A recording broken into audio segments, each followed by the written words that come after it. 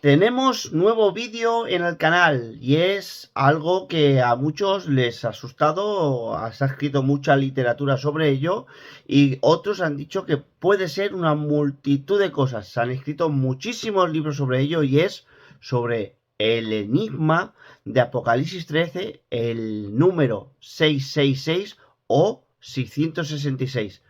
Han dicho que es esto, un código de barras. Otros han dicho que es la www.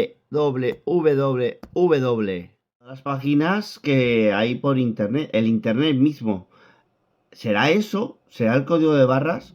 ¿Será las 3 W? ¿Será las tarjetas de crédito? ¿Qué será este número? A ello vamos a ver qué dice nuestro hermano y amigo del canal, César Vidal. Mira. Cito con el 666 para identificarlo con el código de barras, con, vaya usted a saber qué cosa, con Internet o con el nombre de Ronald Reagan o el pobre al que le carguen con esta historia, es un disparate. Pero además incluye el hecho de que, pues ciertamente esa persona desconoce de manera gravísima la historia y por lo tanto disparata. Y como seguramente quien le escucha le disparata y lo que le gusta es la ciencia ficción, la escatología ficción, pues se creerá cualquier interpretación que es imposible. Es 666. Pues por lo visto no es ni el código de barras ni todo lo que he dicho anteriormente. Vamos a ver. Vamos a ver también qué dice Samuel Pérez Millos. Y oye, puede ser un chip, ¿no? Han dicho también que puede ser un chip. Que hay un chip preparado. He leído incluso marca del chip para introducir debajo de la piel, de la mano y en la frente. De modo que el mundo entero estará controlado electrónicamente. Permitidme que os... ¿Fuera 666 y fuera otro número? A ver, mira lo que dice Sproul con la crítica textual. Uno de los estudiosos textuales más preeminentes del siglo XX es un hombre llamado Bruce Metzger de Princeton. Y Metzger una vez opinó de que en su juicio, como el crítico textual supremo en el mundo de hoy, su juicio fue que con toda probabilidad la variante textual en el griego que se encontró en la antigüedad, de donde el número es 616 en lugar de 666, fue una variante. También que dice nuestro hermano Elvis Carballosa. Número 666. Mire, nadie vivo en la tierra hoy sabe lo que es ese número. Para todos los que estudian escatología, un consejo precioso de Francisco La Cueva. Si ya habéis visto la intro, ya sabéis de qué es este nuevo vídeo y es de un tema muy controversial. Aquí sí que es verdad que ha habido, pues como hemos visto en el vídeo, yo he sido testigo que cuando se ha dicho que son las 3 W, el código de barras de los alimentos. Es más, mira, yo os voy a enseñar una que a mí me quitaba el sueño cuando era más pequeño y es esta. Te ponían 1999 y hacían así, te quitaban el 1. Hacían así y ponían, ¿ves? La marca de la bestia, los 3 seises, porque en el 2000 es la segunda venida de Cristo. Como es habitual en el canal, vamos a ver diferentes puntos de vista sobre este tema, sobre el 666 o 666. Pero vamos a ver si es 666 o 666. Vamos a ver qué dice César Vidal. Esto tiene un problema muy serio. Y es que Apocalipsis no escribe 666, escribe 666. Y uno dirá, pero eso a fin de cuentas es lo mismo. No, no es lo mismo. Es lo mismo cuando tú utilizas los números arábigos que no conocían los autores de la Biblia. Pero si tú vas al libro de Apocalipsis te vas a encontrar.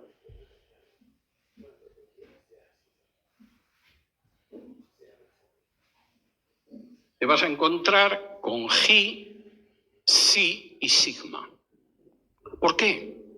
Porque tanto los judíos como los griegos como los romanos daban un valor numérico a las letras. No tenían números, tenían letras. ¿Ustedes han visto alguna vez, por ejemplo, hablando del rey de España,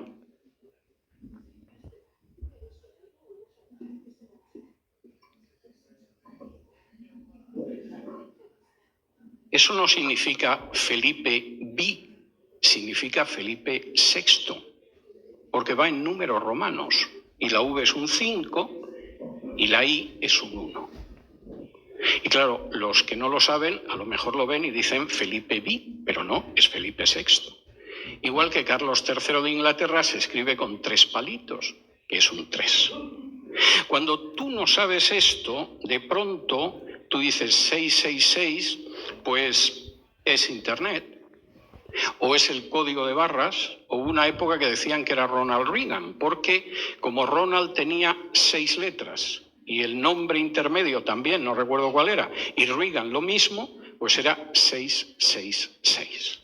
Ya, pero es que no es lo que dice el texto griego. El texto griego dice esakosoi esekonta ex 666, no 666. De manera que cualquier jueguecito con el 666, para identificarlo con el código de barras, con, vaya usted a saber qué cosa, con Internet o con el nombre de Ronald Reagan o el pobre al que le carguen con esta historia, es un disparate. Pero además incluye el hecho de que, pues ciertamente esa persona desconoce de manera gravísima la historia y por lo tanto disparata. Y como seguramente quien le escucha le disparata y lo que le gusta es la ciencia ficción, la escatología ficción, pues se creerá cualquier interpretación que es imposible. Es 666. Y el 666 significa algo, ya lo creo. Es el valor numérico de la bestia. ¿Y cuál es? Pues me temo que tendrán ustedes que apuntarse al curso de Apocalipsis de Teshuvá para saberlo, porque a mí me queda todavía materia y no me puedo entretener aquí, pero les puedo decir que está claramente identificado. El saber historia, además, permite desechar muchísimas enseñanzas que no son bíblicas. Por ejemplo, porque uno conoce la historia de las doctrinas y de las interpretaciones. Al principio del vídeo has podido ver también, como hemos dicho, de que hay una variante textual, la cual cambia de 666 a otro número. Y vamos a ver el por qué y qué razón se da sobre esta variante textual y qué piensa Sproul y también César Vidal sobre qué significa el 666. Vamos a ver. Esta bestia puede ser conocida por un número y el número es el número 666. Antes de explorar ese número, también quiero mencionar que extrañamente en algunas versiones de manuscritos que se remontan a la historia del libro de Apocalipsis, hay una variante textual en este versículo, de modo que el número que aparece allí no es el número 666, sino el número 616. Ahora, generalmente se entiende que una variante textual ocurre cuando el manuscrito original fue copiado a mano por un monje o por alguien, y en el proceso de copiar, ese laborioso y tedioso proceso de copiar palabra por palabra el texto de la escritura, ocasionalmente se perdía una letra, o alguien olvidaba cruzar una T o poner punto a una I, o un simple error que se colaba en el proceso. Y en un estudio cuidadoso de los manuscritos que tenemos de la antigüedad, vemos que estas diferencias ocurrían y tenemos varios ejemplos de ellas. Pero esto puede ser de especial importancia, como veremos en un momento. En el mundo antiguo, los criptogramas eran comunes. El criptograma era un mensaje codificado mediante el cual los números y las letras estaban relacionados. en los tres grupos lingüísticos principales que nos preocupan aquí en la antigüedad, es decir, hebreo, griego y latín, los tres tenían sistemas para usar sus letras para los números. De modo que los tres lenguajes se usaban de manera criptográfica. Incluso hoy estamos familiarizados con esto, al menos con respecto al latín, porque somos conscientes del uso de los números romanos. Y los números romanos son tan solo letras latinas que tienen un valor numérico, al igual que la letra latina X tiene el valor numérico de 10. La letra latina B tiene el valor numérico de 5. La letra latina M tiene el valor numérico de 1000. Así con la D, la L, la I y otras letras que tienen un valor numérico claro. Ahora, esto también era cierto en hebreo. Si vemos el nombre de Nerón en hebreo, obtenemos el nombre transliterado Nerón Kaiser, que es Nerón César.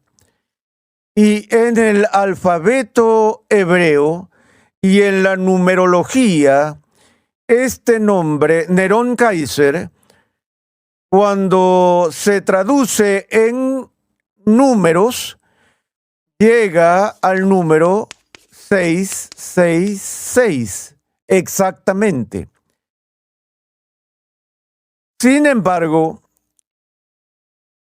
en el mundo antiguo, el nombre griego de César cambió de Nerón Kaiser a Nero Kaiser, una variación muy ligera en la escritura, y la equivalencia numérica griega de la forma griega del nombre del emperador Nerón da el número 616. Uno de los estudiosos textuales más preeminentes del siglo XX es un hombre llamado Bruce Metzger de Princeton.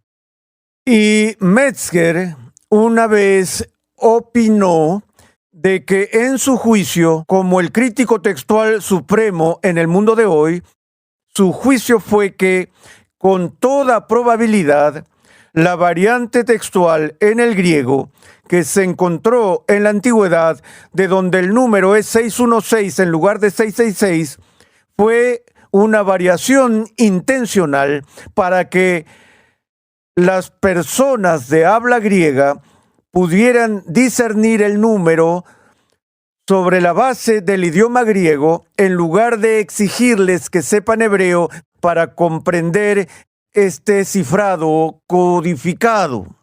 También notamos que durante el reinado de Calígula y el reinado de Nerón hubo una rápida expansión del culto al emperador dentro de Roma. Algunos de los emperadores anteriores, como el mismo Augusto, se les dio el honor de ser considerados como deidades después de su muerte. Pero la gente no practicó la adoración de sus imágenes durante su vida. Pero bajo Calígula y especialmente bajo Nerón, esto sí ocurrió, y ocurrió por orden de Nerón. Nerón hizo instalar su estatua, por ejemplo, en el templo de Marte, y forzó la adoración de su estatua. También personas como Josefo vieron el gran sacrilegio, el cual fue una abominación desoladora que ocurrió cuando los emblemas romanos, que eran adorados como representantes del emperador, fueron traídos al templo mismo como un acto de profanación de la religión judía.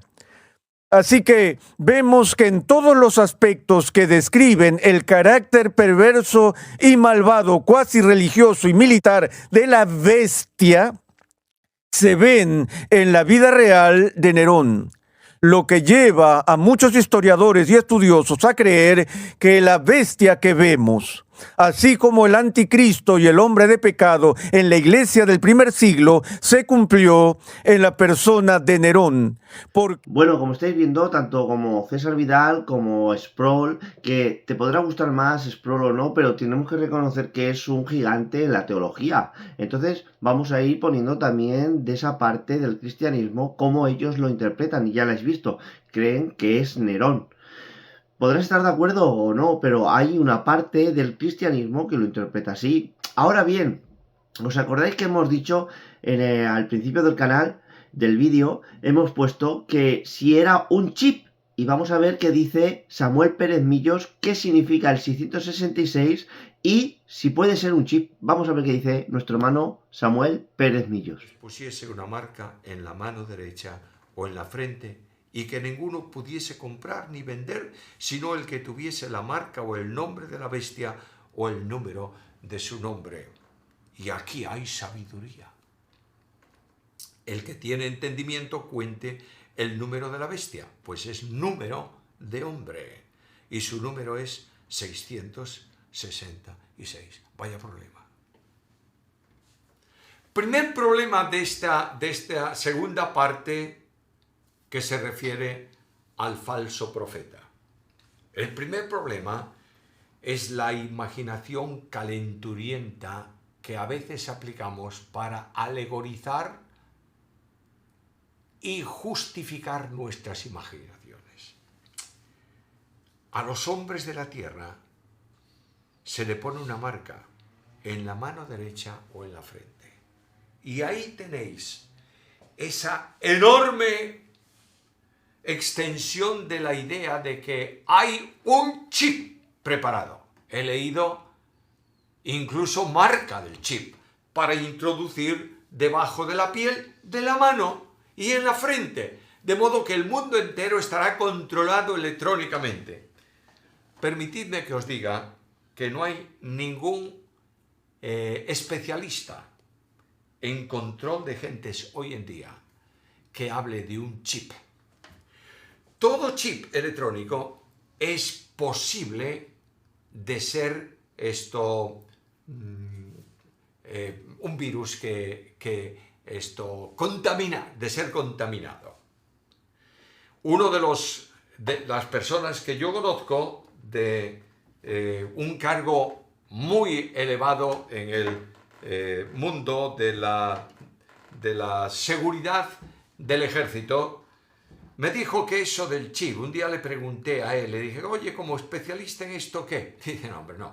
Eso del chip es una tontería. Primero, hay muchas personas que si tú le pones algo, van a rechazarlo, porque el cuerpo rechaza eso. Segundo, el peligro de que pueda ser esto detectado y contaminado. En tercer lugar, es que hay algo muy elemental, y es el iris del ojo y la huella digital. Yo entro a mi despacho poniendo la mano entera en un lector de huellas y miro después a una cámara que lee en mi ojo y se abre la puerta y entro a mi despacho. De manera que dejémonos de imaginar cosas. Lo que está diciendo aquí es que la cabeza significa elemento de reflexión y las manos elemento de trabajo. Nadie podrá funcionar en aquel tiempo que no acepte algo, la marca de la bestia. ¿Y qué dice aquí abajo? Es el 666. Mirad, la cantidad de libros que hay escritos sobre el 666 y el anticristo son suficientes para que los pongas delante de una mesa y te sientes en ellos cuando no tengas un banco, una banqueta, una silla para sentarte. No valen para nada. Juan habla de que tú puedes detectar qué es el 666. Y para facilitarte, dice, es número de hombre. Y claro, se ha hecho la descomposición de las letras de nombres de miles de personas en la tierra y se ha llegado a una conclusión: este es el anticristo. Sabéis que alguno incluso dijo que Adolfo Hitler, el tirano de Alemania en la Segunda Guerra Mundial, era el anticristo. Otros buscaron nombres de papas que coinciden con 666. No pierdas el tiempo. Cuando Juan escribió el Apocalipsis, con toda probabilidad no escribió 666 en letra,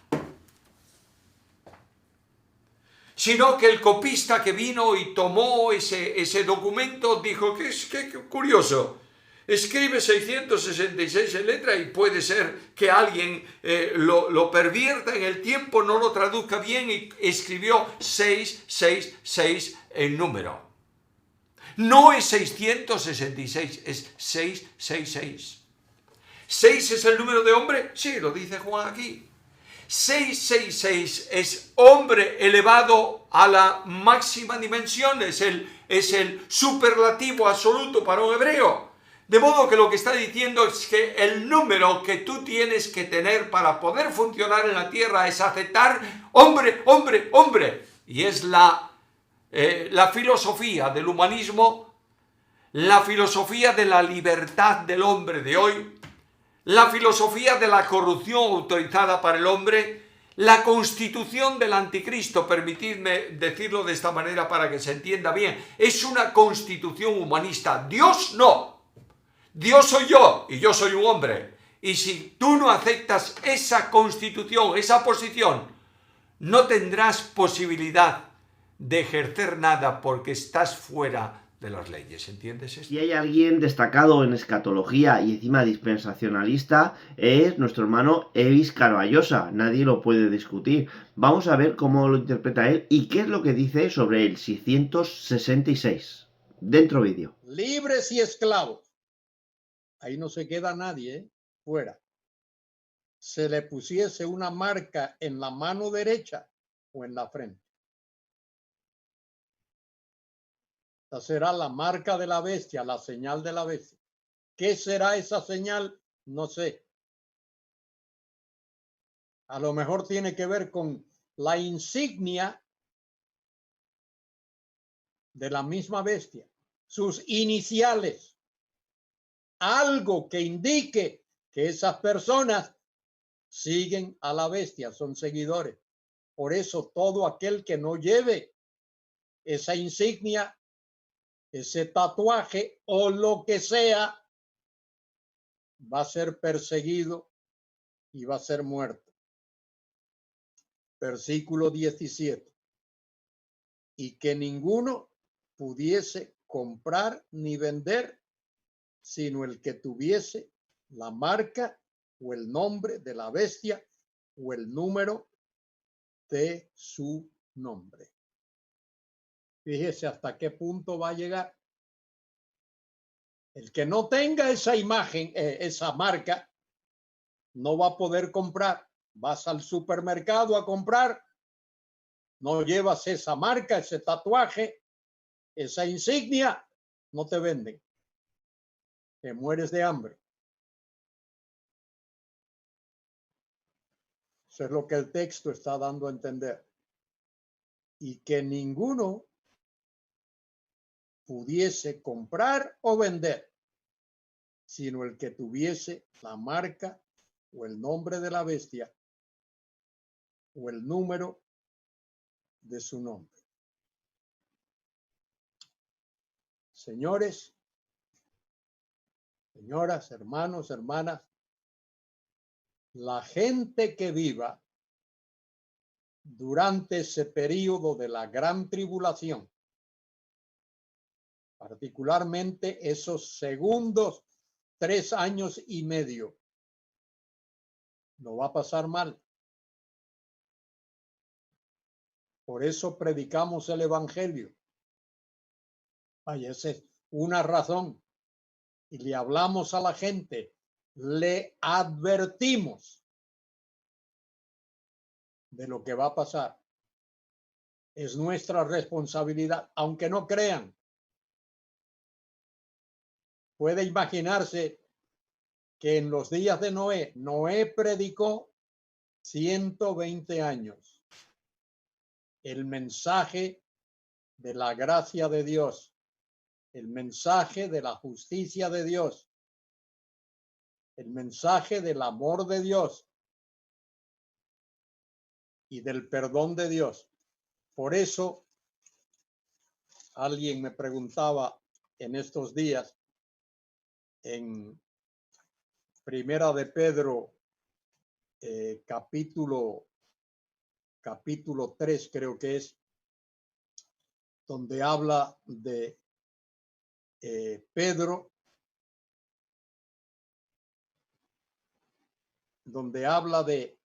Pedro dice allí en el capítulo 3, porque Cristo padeció una sola vez por los pecados, el justo por los injustos, para llevarnos a Dios, siendo a la verdad muerto en la carne, pero vivificado en el espíritu, en el cual también fue y predicó a los espíritus encarcelados. Tome nota de esto que voy a decir ahora, porque algunos pastores desafortunadamente se equivocan. Cristo no predicó el evangelio de la gracia a esos espíritus encarcelados. Cuando dice ahí predicó, no es la palabra evangelizar, sino es la palabra dar testimonio, kiruxo. Cristo fue allí donde estaban esos espíritus encarcelados y le mostró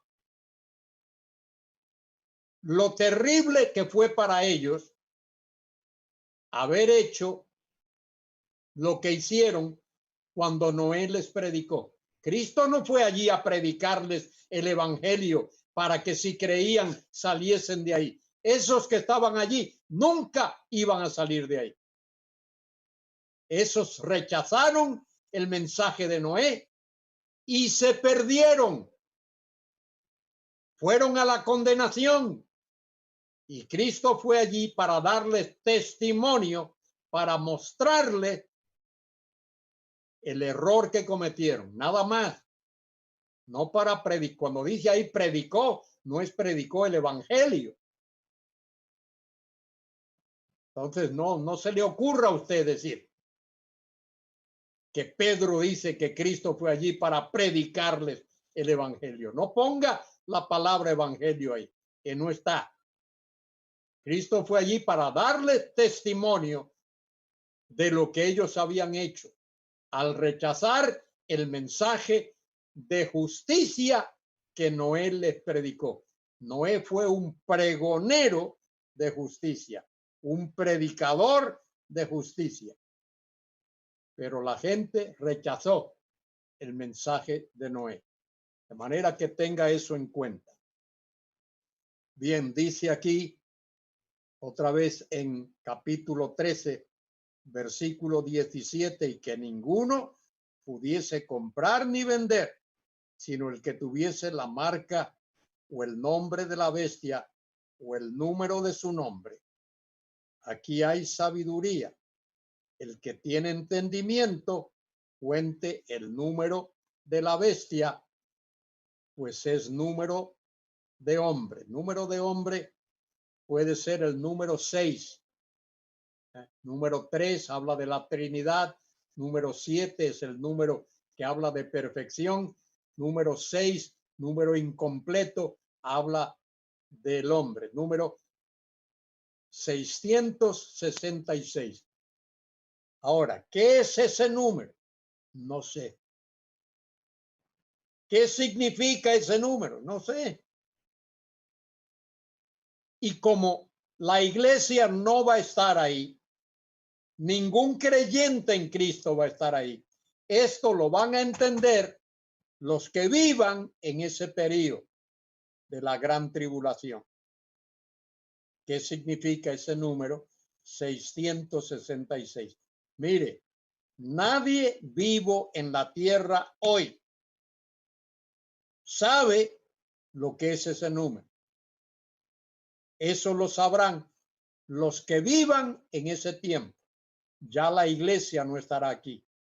La iglesia habrá sido arrebatada mucho antes. Para concluir, me tomo la molestia, ya sabéis que pues hay muy poquito lo que es audiovisual de Francisco La Cueva, uno de los teólogos personales para mí favoritos. ¿Qué dice él sobre la escatología, sobre el 666 y qué tenemos que hacer todos los que venimos a estudiar esta materia de la escatología? Miradlo bien, escuchadlo por favor. No se olvide que estamos defendiendo una opinión, por muy segura que nos parezca. Y voy a ordenar, para que quede esto claro, de más a menos con qué certeza se pueden sostener estas cosas sin ser fanático. Que habrá un reino milenario, eso es cosa segura si no se quiere echar abajo toda la interpretación literal de la Escritura. Si no queremos jugar burlonamente con la palabra de Dios, tenemos que decir que cuando Dios dice que habrá un reino por 1000 años, hay que creerlo, no manipularlo. Y decir, bueno, eso es la historia de la Iglesia. La historia de la Iglesia, para comenzar, tiene más de 1000 años. Y segundo, no hay aquí nada de historia de la Iglesia porque el anticristo va a venir, como puede verse sobre todo en 2 Tesalonicenses. Eso es seguro. Segundo, que la Iglesia será arrebatada previamente, antes del milenio. Esto es también seguro, para mí completamente seguro, pero no tiene tanta seguridad como lo primero. Digo que para mí es muy seguro, pero tiene un poquito menos de seguridad. No se puede defender con fanatismo, aunque el defender lo primero no es fanatismo, sino realidad.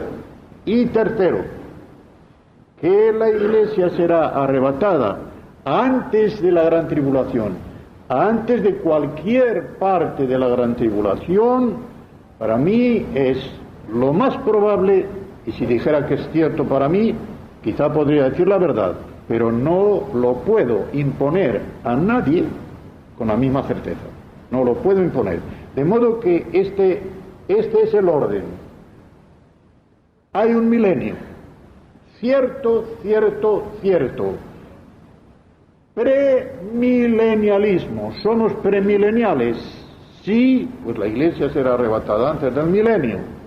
Cierto, aunque no sea con la misma certeza que lo otro. Pretribulacionistas. Eso ya es un poquitín más. Entrar un poquitín más no se puede defender con la misma certeza. Yo siempre digo, cuando me dicen usted que es dispensacionalista, para saberlo de una vez por todas, premilenialista, pretribulacionista. Y espero que vosotros lo seáis también, pero si no lo sois, no voy a decir sois anatema. No lo voy a imponer. Pero como habéis podido escuchar, lo dice bien claro, estamos defendiendo una opinión, no doctrina fundamental, no teología dogmática, para nada. No hay que ser vehementes más allá de lo necesario. Tú, claro que sí, tú y yo, cada uno podemos pensar de una manera en escatología y sin embargo seguir siendo hermanos y no estamos defendiendo verdades nucleares del cristianismo. Sin embargo, estamos pues defendiendo una opinión, una consistencia de hermenéutica, ¿no? Dentro de la escatología. Así que creo que Francisco La Cueva lo dice precioso. Él dice, si me preguntáis a mí, claro, es verdad, pero oye, cuidado, no os voy a obligar a ninguno a que penséis así ni nada. Daros cuenta qué libertad pone, ¿no? Hasta aquí el vídeo. Deciros que sigo leyéndoos en los comentarios. Me gustaría saber cuáles de las interpretaciones que se ha dicho, cuál creéis que es la más factible, cuál creéis que es cuál es la mejor, ¿no? Más acercada a la verdad y por qué.